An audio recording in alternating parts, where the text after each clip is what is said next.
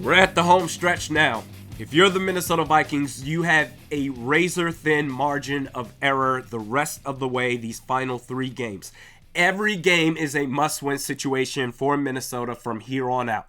And after Seattle's win against Philly 2 nights ago, with Drew Lock, of all people, as the starting quarterback getting the win over Jalen Hurts, there are now 4 teams at 7-7, including the Minnesota Vikings, as well as 2 teams with a 6-8 record. That's 6 teams all battling it out for the final 2 spots in the NFC.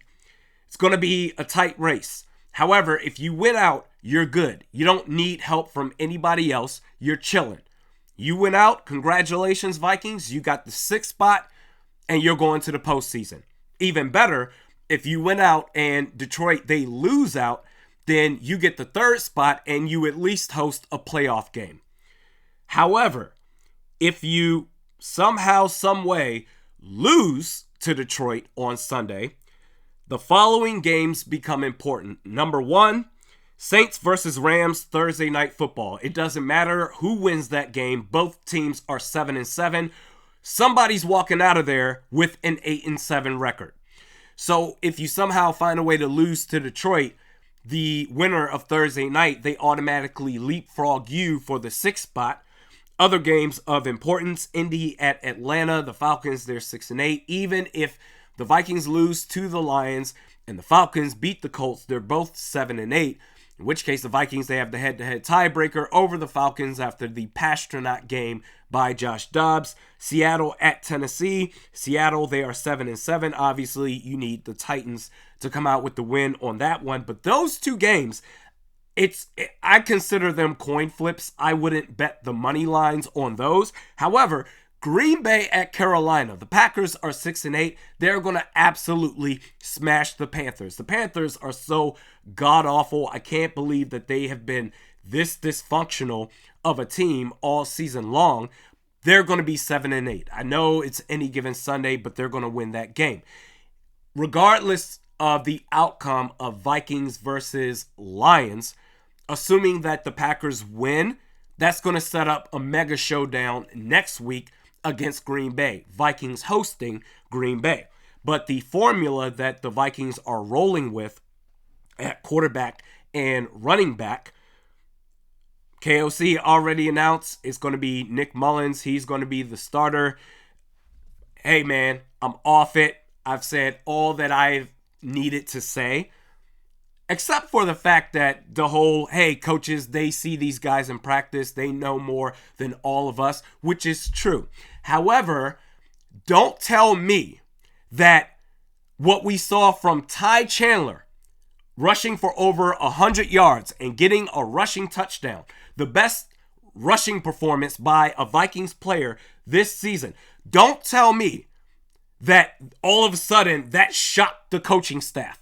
Oh my God, this dude is amazing. Are you kidding me? They have seen Ty Chandler in practice all season long as well. However, talking about Ty Chandler, KOC said that Chandler is going to be in a featured role.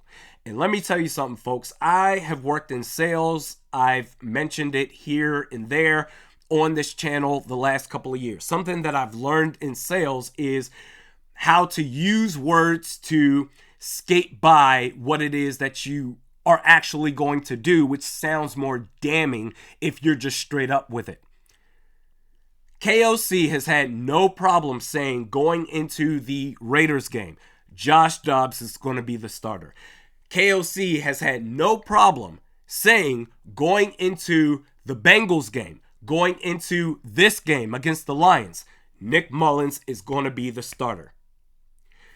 And yet, talking about Ty Chandler, he is going to have a featured role.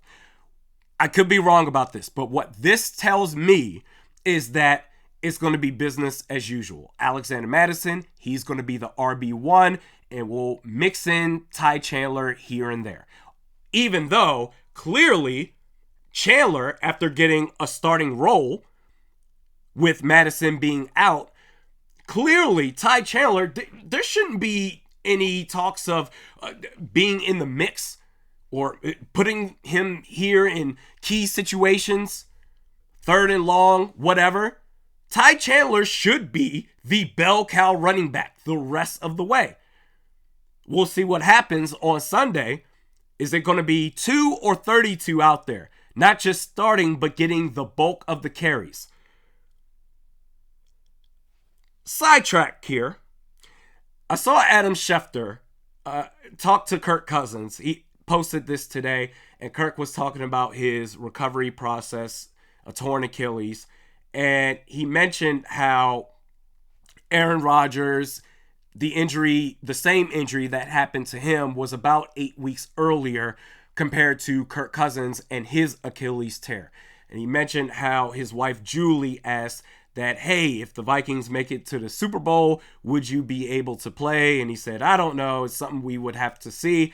And it's one of those things. It's funny to talk about because the idea, first of all, I have to wrap my head around the idea of the Vikings making it to the Super Bowl with Nick Mullins as the quarterback. That's just crazy to think about. But for S&Gs, in that situation, because it's kind of similar to the Bears going into the playoffs a couple of years ago. It may have been close to 10 years ago.